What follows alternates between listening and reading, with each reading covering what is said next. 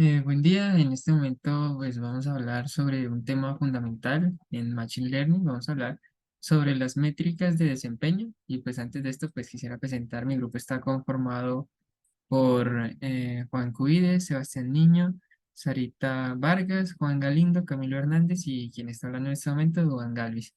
Entonces, para seguir un poquito con este tema, en los próximos minutos pues vamos a explorar qué son, por qué son importantes y cómo influyen en la toma de decisiones en este, pues, en este emocionante campo de la tecnología, como lo es el Machine Learning. Entonces vamos a comenzar primeramente pues definiendo lo que son las métricas de desempeño en Machine Learning y pues para esto quiero invitarlos primero como a imaginar pues que estamos construyendo modelos de machine learning, como por ejemplo algunos asistentes virtuales, de pronto algunos ya han tenido experiencia con estos, o sistemas de reconocimiento, ya sea para sugerencias de artículos o cursos online o sobre información que buscas en redes y de un momento a otro dices, "Oh, se me apareció y pues era algo en lo que ya había buscado antes". Entonces son cosas que vamos a ir viendo un poco más adelante y algunos otros también muy importantes, algunos también donde se utilizan en diagnósticos médicos. Estas métricas de desempeño pues son como las calificaciones que nosotros le damos a nuestros modelos para evaluar qué también están haciendo su trabajo. Son medidas cuantitativas que nos indican si nuestros modelos están tomando decisiones acertadas o no, y pues si es en este caso, pues si necesitan ajustes. ¿Listo? Entonces, pues para darle vida a esta idea, vamos a considerar también algunos ejemplos un poco más concretos de métricas. Una de las más conocidas es la precisión. Esta métrica nos dice eh, cuántas de nuestras predicciones son correctas en un problema de clasificación, por ejemplo. También tenemos, además de esta, la sensibilidad, que es esencial en problemas, como ya les había mencionado antes, en problemas médicos, diagnósticos médicos, como para enfermedades y demás. Entonces, pues cada métrica tiene su función específica y su relevancia dependiendo, pues, del problema que estemos resolviendo. Y pues estas métricas son realmente cruciales ya que pues prácticamente son el motor que impulsa nuestras decisiones. Estas métricas nos permiten comparar diferentes modelos y pues también con base en esto pues elegir el que mejor se adapta a nuestros objetivos, a la tarea que queremos realizar. Y si un modelo tiene una baja precisión, pues sabemos que necesita mejoras. Claro, pero además de esto nos están alertando sobre problemas como el sobreajuste, donde el modelo se adapta demasiado a los datos de entrenamiento o en un caso contrario al subajuste, donde no se ajusta lo suficiente a lo que necesitamos. ¿Sí? Entonces, en estas aplicaciones del mundo real, mm, como la detección de fraudes o diagnósticos otra vez médicos, estas métricas son absolutamente esenciales porque, de nuevo, imaginemos que estamos en un entorno empresarial y debemos decidir qué modelo de Machine Learning implementar. Son decisiones que debemos tomar y pues las métricas van a ser nuestras aliadas en esta decisión. Nos van a ayudar a equilibrar la precisión del modelo con el costo de la implementación, claramente.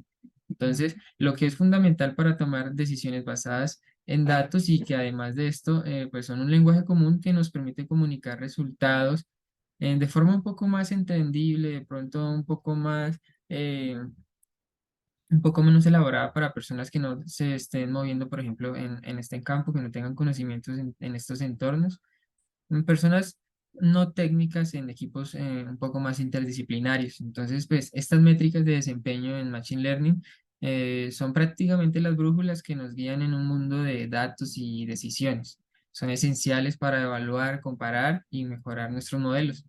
En un mundo en donde este está en constante evolución, como ya lo hemos visto en el campo de la tecnología, y pues se aplica en una muy amplia variedad de campos también, pues aprovechar al máximo estas métricas nos permite avanzar, nos permite también obtener resultados sólidos que beneficien a la sociedad en general. Buen día para todos. A continuación les voy a hablar un poco de lo que es la matriz de confusión. ¿Qué es la matriz de confusión? Bueno, es más o menos como tenemos acá indicada la imagen al lado derecho, en donde prácticamente es una herramienta que es un cuadro. Ese cuadro que nos permite hacer, nos permite organizar los valores que ya tuvimos de nuestro modelo predictivo, nuestro modelo realizado, en donde se clasifican en verdaderos positivos, falsos negativos y verdaderos negativos. Es decir, dependiendo de nuestra aplicación en específico, vamos a tener valores que sean concretos, que sean verdaderos, que sean utilizables para organizar nuestro modelo, o vamos a tener otros que no, unos esperados, otros no tanto. ¿Entre cuáles esos se pueden descartar? Destacar, qué pena. Está el de precisión, que es,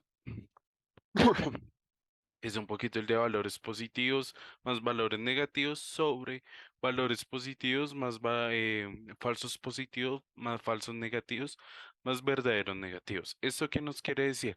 Eso incluye todo en lo que viene siendo nuestra clasificación, los valores que obtuvimos de la clasificación de los cuatro valores.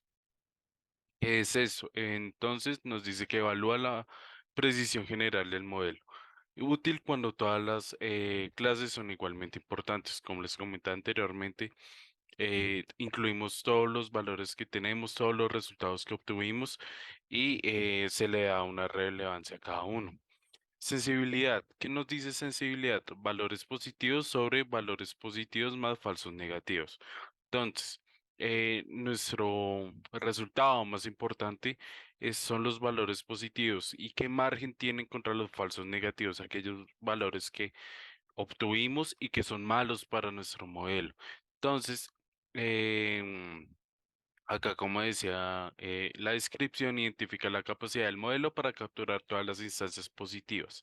Importante si los falsos negativos son costosos, es decir, que si tienen un peso bastante alto según la aplicación. ¿Qué es la especificidad?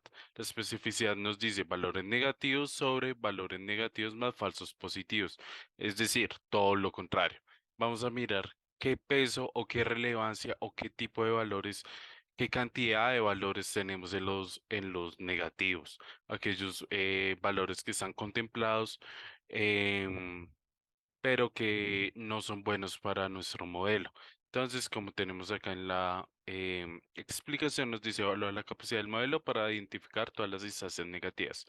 Así como les comentaba, em, nos permite llegar, coger el modelo, tener los resultados, clasificarlos y decir, bueno, listo, entonces obtuvimos esos valores negativos con los que puedo hacer la retroalimentación de nuestro modelo para que aprenda aún más, o falsos positivos que son valores que no esperábamos. Entonces, igualmente, así sean buenos o malos, hay que tomarlos en cuenta para que nuestro modelo tenga un nivel de precisión más alto. Y ya por último, las consideraciones que se podrían tomar en cuenta, sobre todo en la interpretación. Acá no tenemos, según esta tabla, no tenemos como decir, listo, entonces si obtuvimos tal valor en tal resultado, lo hicimos la clasificación y ya vamos a decir, bueno, listo, entonces está mal o está bien. No, en tema general, no. La idea es, eh, dependiendo de la aplicación que nosotros vamos a hacer, si por ejemplo queremos mirar por qué nuestro modelo predictivo o nuestro modelo de clasificación em, está dando valores que no son correctos, tenemos que irnos a la parte negativa. Por ejemplo, al de sensibilidad. No, corrijo, al de especificidad.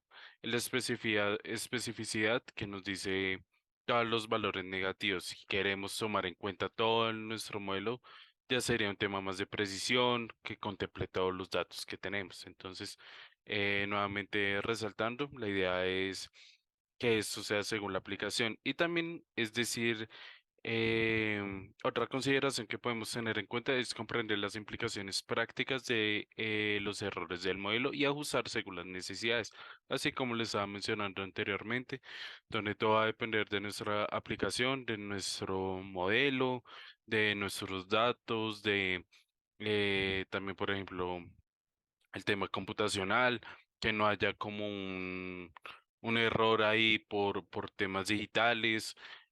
Todo eso hay que tomarlo en cuenta para que así nuestros modelos o nuestra matriz de confusión o de error tenga valores correctos.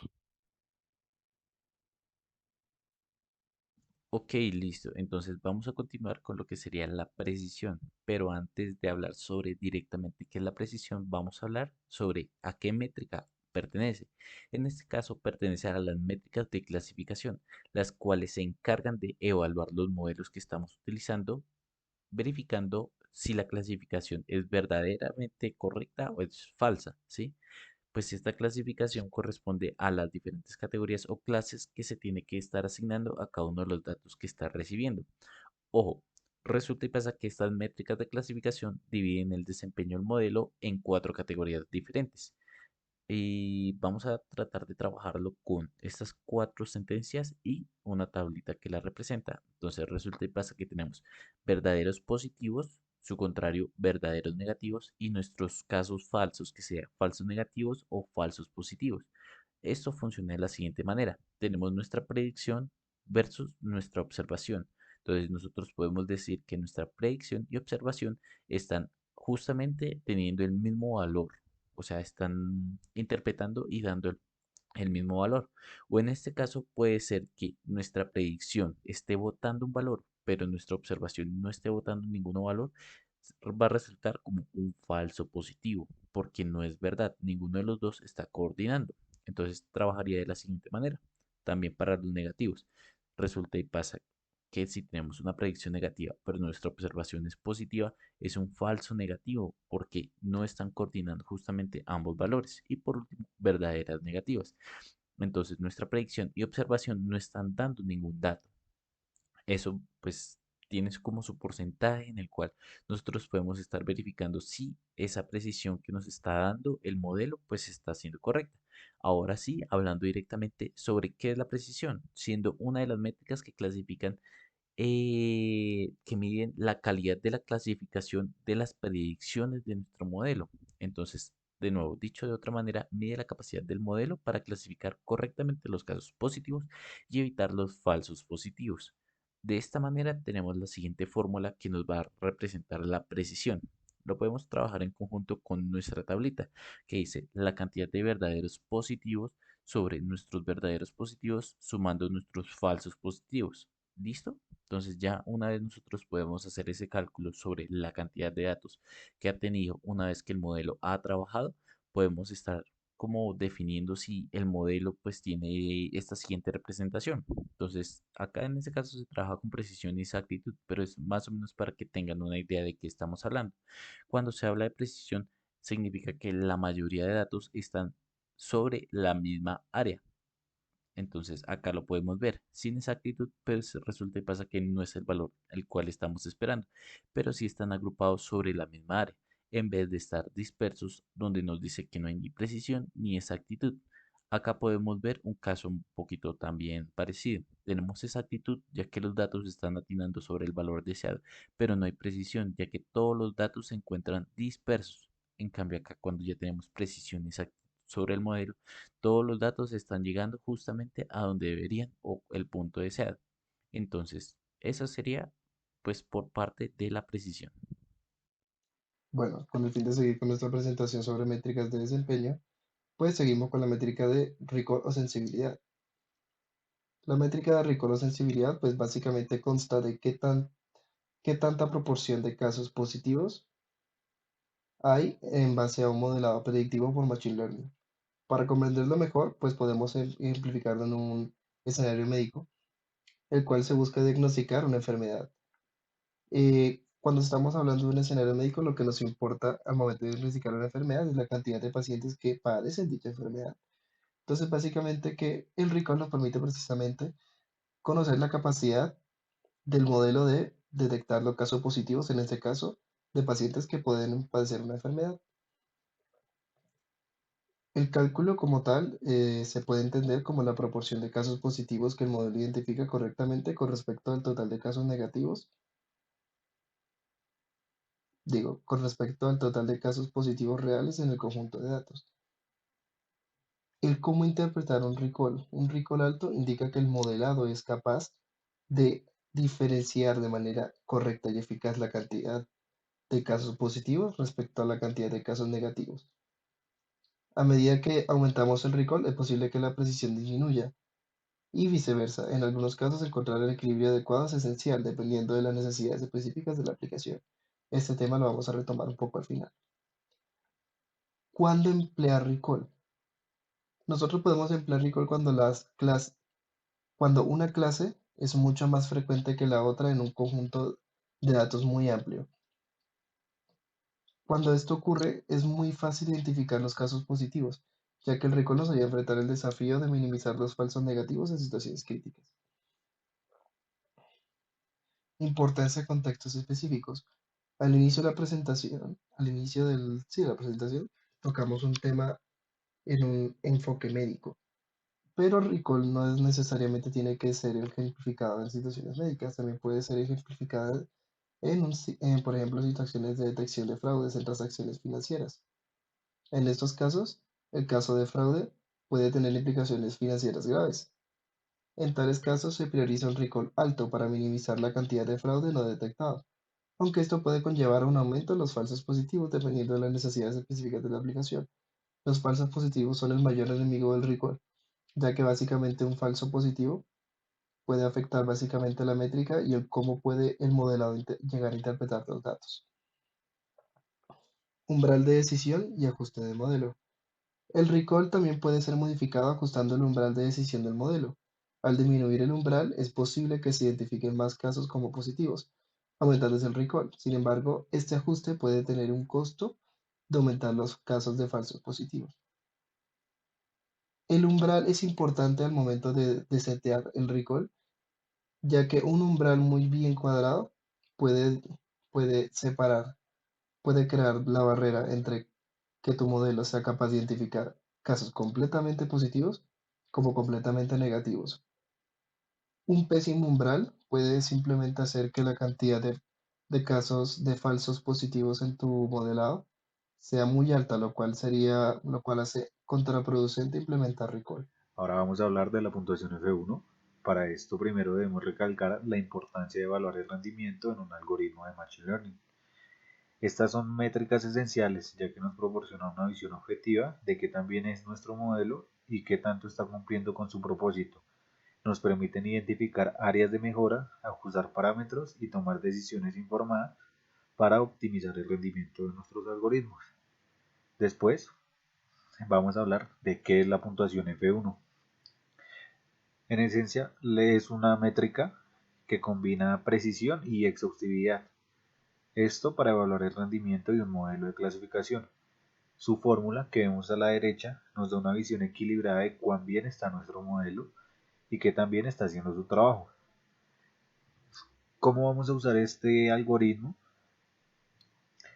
Bueno, primero debemos ajustar el umbral de decisión. Este es un punto clave. Un umbral más alto significa más precisión, pero menos exhaustividad y viceversa. La puntuación F1 se destaca al proporcionar un punto óptimo que equilibra estas dos métricas.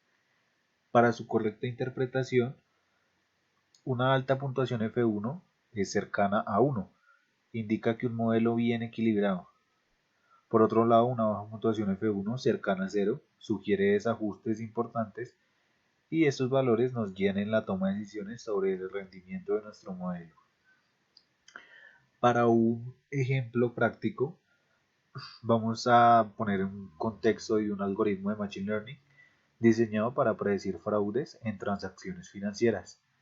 Primero que todo debemos tener un conjunto de datos, en este caso ponemos el ejemplo de un conjunto de 10.000 datos, incluyendo 100 datos de transacciones fraudulentas. Definimos un umbral inicial, estableciendo un umbral de 0.5 para clasificar las transacciones como fraudulentas o no. Para este ajuste del umbral, variamos el umbral para encontrar el equilibrio entre precisión y exhaustividad. Para hallar la puntuación, se calcula en cada ajuste de un umbral. Y para la interpretación, se selecciona el umbral que maximiza la puntuación F1, indicando el mejor equilibrio entre precisión, exhaustividad, implementación. Y por último, Ya hablando de la implementación como tal, entonces el modelo se ajusta en producción para la detección automática. Entonces, en este ejemplo lo que buscamos ilustrar es cómo la puntuación F1 guía el ajuste del umbral, optimizando la capacidad del modelo para detectar fraudes de manera efectiva.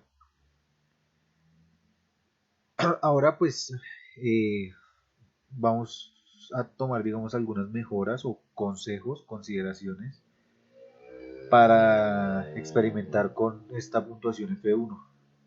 Entonces, primero, variar entre los hiperparámetros y preprocesar datos de manera efectiva y considerar técnicas avanzadas son estrategias claves para optimizar el rendimiento del modelo. Y teniendo pues unas consideraciones, y es que la puntuación F1 es poderosa, pero no es única. Entonces debe entenderse que en el contexto del problema que estamos abordando hay que recordar siempre la importancia de contextualizar nuestras evaluaciones. Bueno, para la curva de características operativas del receptor, en sus siglas ROC, entonces tenemos que entender primero qué es la curva ROC. Es una métrica para la clasificación supervisada. Esta muestra la especificidad, que es los True Positive Rate, y la sensibilidad, que son los False Positive Rate, que ya los voy a explicar más adelante, y eso los muestra de forma simultánea. Entonces, ahí la gráfica y la curva muestra o dibuja todos los posibles umbrales de los pares de proporciones de positivos en ambas poblaciones. ¿Esto qué quiere decir? Con el contexto tenemos que entender que es un verdadero positivo, que es un falso positivo, que es un falso negativo y que es un verdadero negativo. Entonces, los verdaderos positivos, verdaderos negativos quieren decir que cuando el sistema de clasificación me dice que es cierto alguna condición y la realidad viene siendo cierta, es verdadero positivo. O cuando mi herramienta me dice que es falso alguna situación y resulta siendo falso en la realidad. Cuando son falsos positivos y falsos negativos, es lo contrario. Cuando algo me dice que es cierto y en la realidad no lo es, o al revés me dice que no es cierto y en la realidad sí lo es. Entonces, esos serían los falsos positivos y negativos. Ahora, ¿cómo se calcula? Entonces, tenemos que los True Positive Rate son los verdaderos positivos sobre los verdaderos positivos más los falsos negativos. Y los false positive rate, entonces tenemos los falsos positivos sobre los falsos positivos más los verdaderos negativos. Aquí tenemos la curva, entonces tenemos este ejemplo de, digamos, los que se diagnosticaron sanos y enfermos. Esto, entonces, se realiza estas operaciones matemáticas para construir aquí la gráfica. Entonces tenemos aquí la sensibilidad y la especificidad. Entonces, cuando hacemos este cálculo, nos da este punto teniendo en cuenta estos factores. Ahora, ¿cómo se interpreta esto? Cada vez que las curvas se solapan, entonces se aparecen más los resultados de sanos y enfermos. Eso quiere decir que el sistema no está funcionando o tiene una menor probabilidad de clasificación a baja capacidad discriminatoria al indicador. Así se puede calcular cuando el sistema es confiable o no. Y